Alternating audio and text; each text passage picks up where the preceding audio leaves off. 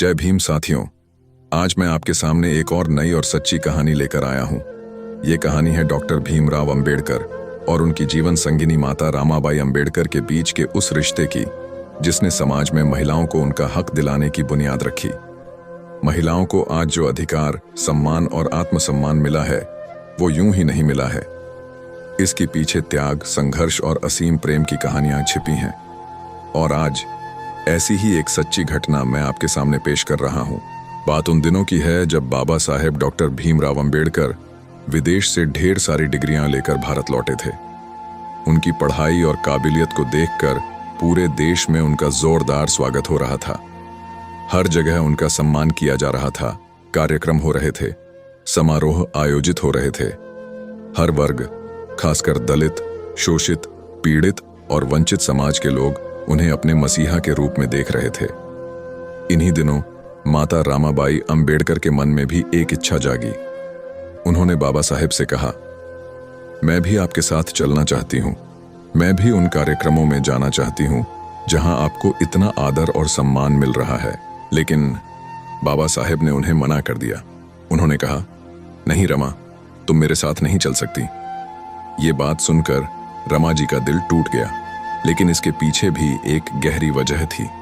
बाबा साहेब खुद चाहते थे कि उनकी रमा उनका संघर्ष देखे, उनका सम्मान होते हुए देखे। लेकिन वो जानते थे समाज अब भी इतना बदला नहीं है कि एक दलित महिला को, खासकर उनकी पत्नी को, उसी नजर से देखा जाएगा जिस नजर से उन्हें देखा जा रहा है। ये एक पीड़ा थी, एक संघर्ष था जो बाबा साहेब अपने दिल में छुपाए हुए थे। बाबा साहेब को देश भर में सम्मानित किया जा रहा था। हर समारोह में उन्हें नई ऊंचाइयों पर बिठाया जा रहा था। ऐसे ही एक कार्यक्रम में एक पगड़ी उन्हें सम्मान स्वरूप पहनाई गई थी। जब वो घर लौटे तो उन्होंने वो पगड़ी अलमारी में रख दी। अगले दिन भी उन्हें एक और स्वागत समारोह में जाना था। पूरा देश उनके संघर्ष को सम्मान दे रहा था, क्योंकि बाबा साहेब ने अपनी जिंदगी केवल अपने लिए नहीं बल्कि समाज के दबे कुचले, शोषित, पीड़ित, वंचित लोगों के लिए जी थी। लेकिन उसी दिन माता रामाबाई अंबेडकर को एहसास हुआ कि बाबा साहेब ने उन्हें साथ ले जाने से क्यों रोका था। उनके पास कोई सुंदर साड़ी नहीं थी, कोई ऐसा वस्त्र नहीं था जो सम्मान समारोह के अनुरूप हो। और यही सोचकर बाबा साहेब ने उन्हें मना किया था। लेकिन उनके दिल में तो अपने साहेब का सम्मान देखने की तीव्र इच्छा थी। तो उन्होंने क्या किया, जिस पगड़ी को बाबा साहेब कार्यक्रम से पहनकर लाए थे, उसी पगड़ी को माता रामाबाई ने साड़ी की तरह ओढ़ लिया। उसी में खुद को सजा लिया, क्योंकि उनके पास कोई साड़ी नहीं थी, लेकिन उनके पास गर्व था, सम्मान था, प्रेम था। और फिर बिना किसी को बताए माता रामाबाई उस समारोह में पहुंच गईं, जहां बाबा साहेब का सम्मान हो रहा था। माता रामाबाई अंबेडकर उस कार्यक्रम में खड़ी होकर अपने साहब का सम्मान देख रही थीं। धीरे धीरे वो पगड़ी जो उन्होंने साड़ी की तरह ओढ़ी थी, वो कपड़ा सिकुड़ने लगा, धीरे धीरे खिसकता चला गया। पगड़ी की बनावट ऐसी थी कि वो धीरे धीरे लहराकर नीचे खिसकने लगी। लेकिन माता रामाबाई की आंखों में उस समय आंसू थे, खुशी के आंसू। बाबा साहेब मुस्कुराते हैं और कहते हैं, रमा, मैंने तुम्हें देख लिया था, पर शायद तुम अब खुद को कोस रही होगी कि तुम्हारी शादी ऐसे आदमी से हुई जो तुम्हें एक ढंग की साड़ी भी नहीं दिला सकता। ये सुनकर माता रामाबाई ने साहस के साथ जवाब दिया, नहीं साहब, आप जो कर रहे हैं वो मेरे लिए नहीं बल्कि करोड़ों दबे कुचले, शोषित, पीड़ित लोगों के लिए कर रहे हैं। अगर मुझे साड़ी न भी मिले लेकिन आने वाली हर महिला सम्मान से जी पाए तो मैं समझूंगी कि आपका बलिदान सफल है। अपने जो मेरे साथ नहीं कर पाए वो लाखों महिलाओं को मिल जाए, बस यही मेरी जीत है, यही मेरा गहना है, यही मेरी साड़ी है। नहीं मिल रही हैं वो साड़ी मुझे, लेकिन मेरी आने वाली बेटियां पहन रही हैं। माता रमाबाई अंबेडकर की आंखें भीगी थीं, पर दिल गर्व से भरा हुआ था। वो कहती हैं, देश की करोड़ों वंचित, शोषित, पीड़ित बेटियां, बहनें अगर सम्मान के साथ जी पा रही हैं तो मुझे किसी साड़ी की कमी नहीं खलती। मैं तो खुद को सौभाग्यशाली मानती हूं साहब कि मैं आपके जीवन की साथी बनी।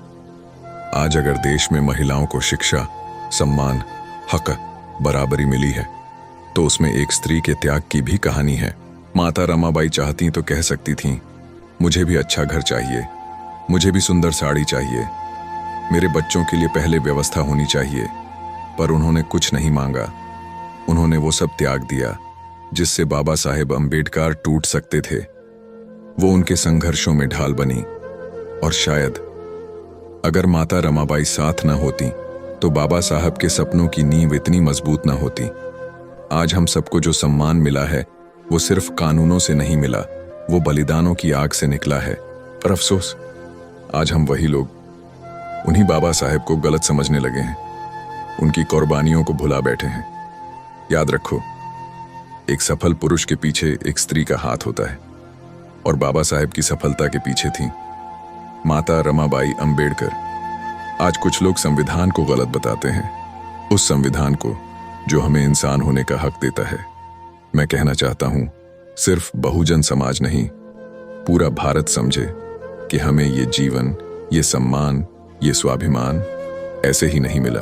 अगर माता रमाबाई अंबेडकर चाहती तो बाबा साहेब एक बेहतर साड़ी दिलाने के चक्कर में ही उलझ जाते, लेकिन नहीं, वो चुप रहीं, अकेली रहीं, बच्चों की तबीयत बिगड़ती रही, जातीय प्रताड़ना सहती रहीं, फिर भी बाबा साहेब को कभी परेशान नहीं किया। क्यों? क्योंकि उन्हें बाबा साहेब का सपना प्यारा था, उनका संघर्ष प्यारा था। और आज हमें वही सब कुछ, मानवाधिकार, शिक्षा, इज्जत, संविधान मिल चुका है। लेकिन क्या हम उस बलिदान को याद रखते हैं? क्या हम उसे आगे पहुंचाते हैं? बाबा साहेब ने हमारे लिए अपने 4 बच्चे खो दिए, और हम तो उनका नाम तक भूलने लगे हैं। सच कहूं तो अगर अपनी खाल की जूती बनाकर भी बाबा साहेब के चरणों में रख दी जाए, तब भी उनका कर्ज नहीं उतारा जा सकता। पर कर्ज चुकाना नहीं तो क्या, ब्याज तो चुका सकते हैं ना। थोड़ी मेहनत करके, थोड़ा संघर्ष करके, उनके सपनों के भारत के लिए काम करके। उन्होंने देखा था एक सपना, सत्ता तक पहुंचने का, बच्चों को बेहतर स्कूल में पढ़ाने का, समाज को सम्मान से जीते देखने का।